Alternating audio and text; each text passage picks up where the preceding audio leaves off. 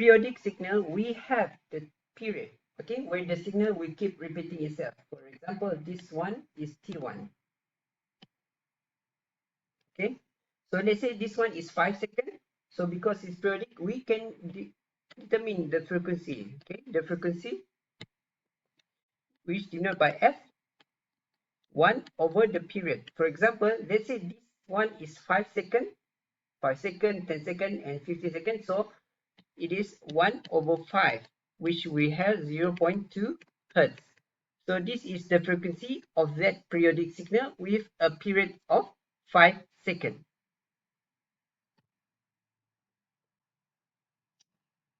Frequency and period. Frequency is the rate at which the pulse waveform repeats itself, measured in cycle per second or hertz.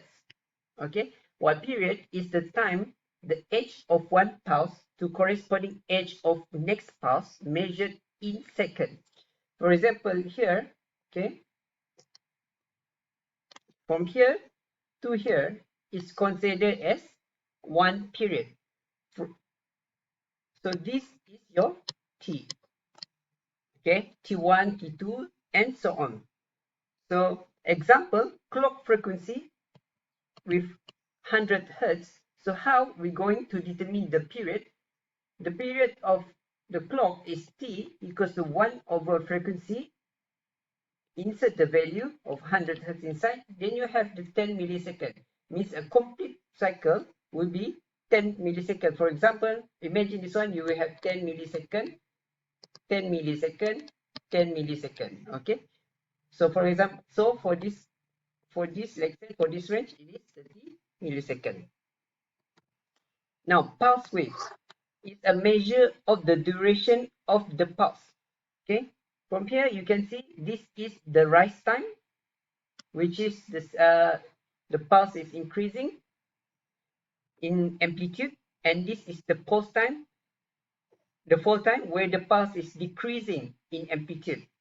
So for the pulse wave, it is measured at 50% of the amplitude. So this is the pulse wave. Rise time is a time for pulse to go from low level to high level. So you can see this is your rise time. Okay, I mean for the waveform to go from low level to high, whereas for the fall time is the time for the transition from high level towards the low level. Okay, what is the duty cycle? Duty cycle is the fraction of time that system is in active state, which is operated. So for example, for this figure, you can see that this is the complete period. Okay, one complete period. Okay, you can see when is actually active, which is in this stage. Okay, here.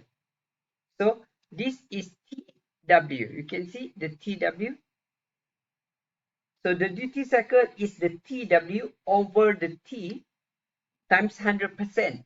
For example, a period digital waveform has a pulse width of 1 millisecond and period time 10 milliseconds. So calculate the duty cycle. So for the duty cycle, so we know that the pulse width is 1 millisecond where it is active, and the total period for complete period is 10 milliseconds. Okay, so one, okay, like this, and this one can be cancelled out, and you have 10%. So it means 10% of the time it is in active state. Timing diagram is a graph of digital waveform showing the actual time relationship of two or more. Okay, remember, two or more. It so doesn't mean it's only one waveform, and how each waveform changes in relation to the other. In digital system, the emphasis usually the timing, not the amplitude, because amplitude to represent a bit is predefined. Okay, you can see for the clock, for a clock of given time, given frequency. Okay, So you can see the variation of a digital waveform. Waveform A, waveform B, waveform C. Okay. Let's say for this area, you can see that for both A, B, and C, it is high. Exercise, okay? Please do it.